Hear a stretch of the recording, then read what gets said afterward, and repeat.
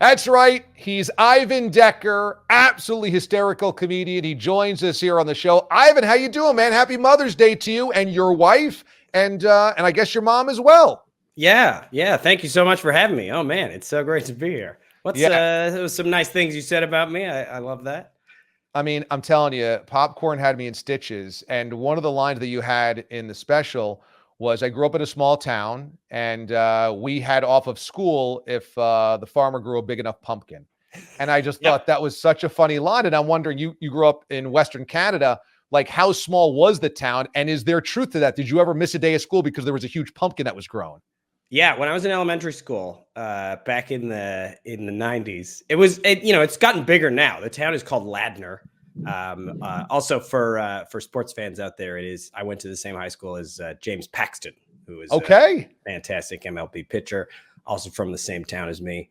And my elementary school, there was a farmer he grew a big pumpkin, and then he had a whole bunch of little pumpkins, and he brought them in a truck to school. And instead of class, we all stood outside, and he handed us each a pumpkin we could take home to carve for Halloween. How big was the pumpkin that It was got huge. you out of I mean, school? I was a little kid too, right? So Yeah. I don't even know. It might have been the size of a football stadium. Like, it was enormous. But we all wanted to touch it too. Like, we got to slap it, which is the best. The farmer was like, "Yeah, go ahead, you can do it." And so we all got to like line up, and with our little hands trying to make a dent. No way, that thing felt like concrete. You have a lot of bits about food. And so I think that's maybe why I connect so well with you. And your special is named Popcorn, and the beauty of popcorn, and the idiosyncrasies of popcorn. But you have a lot of bits about food, cooking, and shopping, and just food in general. So I'm wondering how much of your life revolves around food like mine. Yeah, it's a lot. Like, it's something that I focused on ever since I was little. Shout out to my mom. She was very into nutrition and everything when we were little. And so she always tried to, if we were sick or anything, she always thought that there was a food that would help us. She was very focused on diet and stuff like that. So I think it kind of got ingrained in there, and I started paying attention to food so much more. And then my first job when I was starting out in stand-up, my day job was I worked as a grocery bagger in a grocery store. Okay. And so I was spending all this time around food. So all my first jokes that I ever wrote were about like cat food and honey and just like weird. I would just be wandering around pretending I was like doing inventory, but I had like a little joke book, and I would just be writing bits that I would Tell do at an me- open mic. Tell me, what is the proper way to bag your groceries? Because nowadays there's a lot of self checkout. Yeah. And so Yeah. I'm Thank always God I have that concerned. skill. Yeah. I can impress my wife like crazy. I think it's why she married me. We bring our reusable bags. I set them up in the rack. I'm like, everybody stand back. I can do this on my own. It's you got to fill the sides with the heavy stuff, and then you can kind of build a little barrier, and that'll help the bag stand up. And then you can put the soft stuff in the middle. And then there's certain things like eggs, bananas, you want to make sure they're on top. But yeah, anytime you get cans, milk, those are your strong foundations for the side of the bag. I still have like pride. Like, I'll try and do it as fast as I can, and then look around at the supermarket like, huh? Pretty good. Nobody cares. I get nothing from anybody, but I like it.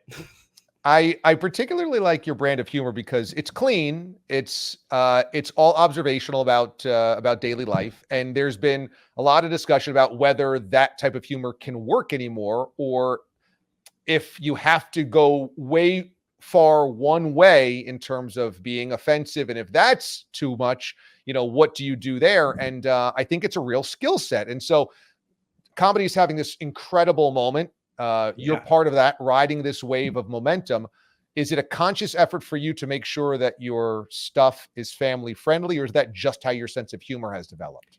For me, it was always kind of how I wrote. I started comedy pretty young. And so I was always, if like family members came to the shows, I didn't want to have to worry about them seeing me talking about like crazy stuff I'm doing in bed or whatever. So I was like, I'll keep it, right down the middle. And that was it was kind of a fun challenge for me too, to try to have jokes that anybody could laugh at. Cause I really love the idea of families watching comedy together. It's interesting how comedy is starting to become quite personal. Everybody has their own thing. But to me, I think the best part of comedy is sharing it with people. And because of how much people send each other memes. Like if you see something funny, a little video on the internet that you like, the first thing you want to do is send it to somebody that's a friend of yours and share it and be like, can you believe how funny this is? So it's really great. The more people can watch me together, the better. And I just think it's so much fun to get to do that. You're from outside of Vancouver, and there is so many funny people that have come out of Canada. And I always wondered, what do you think the through line is there? I mean, of course, you could just say, well, it's a big country. There's just a lot of funny people in any country. But I don't know. I mean, some of the funniest people that we have in comedy all time are Canadian. What is it?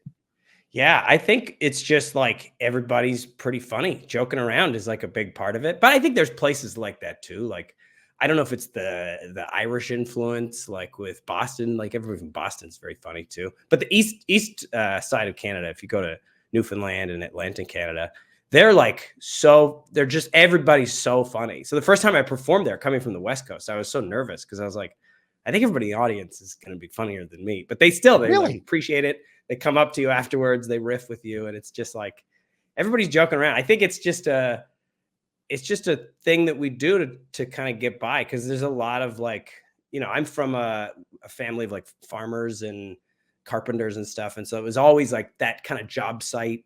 Everybody's joking around and laughing to try to get by. So I think that's where it comes from. I don't know. What kind of farm did you grow up on?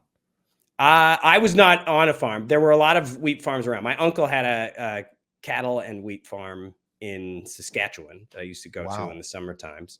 And that was crazy to see. Just like, hey, kid, you want to be in a tractor? Because you're like, yeah, that'd be fun. And then you're like, all right, this is it. And then I was like, oh, can I go now? It's like, no, we got to do this whole field. This takes 2 hours. And I was like, man, this was exciting for 10 minutes. But now I'm a 10-year-old trapped in the hottest. There's no air conditioning in a swather. So you're just sitting there like watching wheat get cut down for like 2 hours. I got back and I was like, all right, I'm not doing that again. Let's go take a look at those cows. You have a bit about Thanksgiving and that you didn't know that you didn't have money because it was pre-internet and pre-Instagram and you had nothing to compare it to.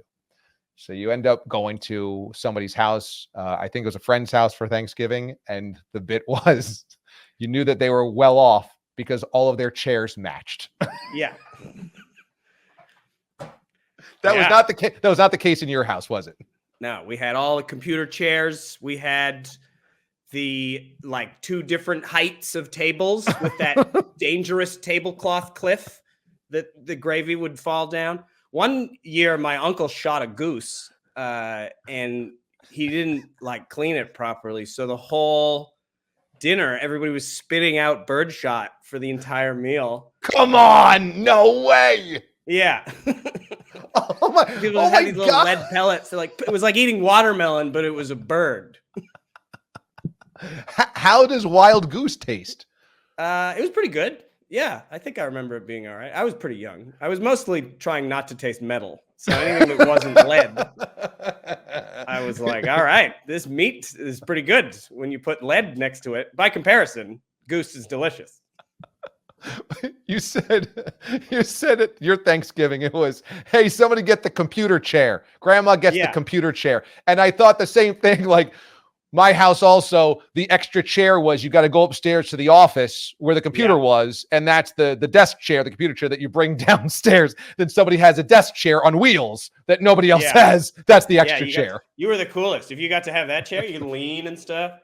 But I was always sharing the piano bench with my brother, which we did not have a piano, but we had the bench. And then there's also like, I don't know why, but for some reason, every house in the 90s had those, they looked like a bar stool, and then they had these 2 stairs on a hinge that you could like fold down. And that was also very coveted if you were a kid, because you're like, I gotta be as tall as the adults and my knees are gonna hurt for the whole meal.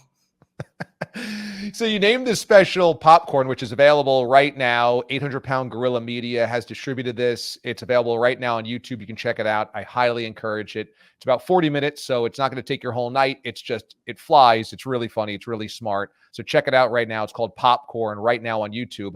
But you have a huge bit about popcorn. Why do you love popcorn so much you named an entire special after it? It's just so good. I feel like it doesn't get its time because it's like, it's one of those snacks that's like a given. You know, it's like ketchup. Like people don't really talk about how incredible ketchup is, except Jim Gaffigan, of course, can sell it to you. But for me, like popcorn is, again, it's one of those things that sort of floats in the middle ground. You don't think about it. You know, chips are always like the focus, but if popcorn shows up, you'll eat it. It doesn't even matter if you're full. That's how great it is. You could have an entire meal. Someone will bring a bowl of popcorn and you'll be like, yeah, I'm gonna eat that whole bowl. No problem. Also, as you point out, when you buy a microwave, there's a lot of buttons with numbers on it, but there's only one button that has a food on it. Popcorn. Yeah, popcorn does it. The other ones are confusing, like the microwave. I don't even know. It's like they have directions, all this. Like popcorn's great. You just put it in and hit the button. Other things, it's like the directions, even after all this time, it doesn't make any sense. It's like put it in between 5 and 12 minutes, I guess. Make sure it's on high. We're like, yeah, it's always on high. Nobody knows how to take it off high. There is no low setting on a microwave. Yeah, I've never figured out how to change the power level on my microwave. I'm like, oh, do you want the same food slower? No, get it quicker. I love also that you did this special in a very intimate, cozy place. A lot of specials, you'll see big stage, big audience, big arena. You're cutting to 1 million crowd shots. And for you, it was really intimate. It almost felt like the crowd was 5 inches from the sides of the stage. So why'd you choose that to be kind of the atmosphere around the special? I really liked it because coming out of the pandemic was kind of when I was writing a lot of that material.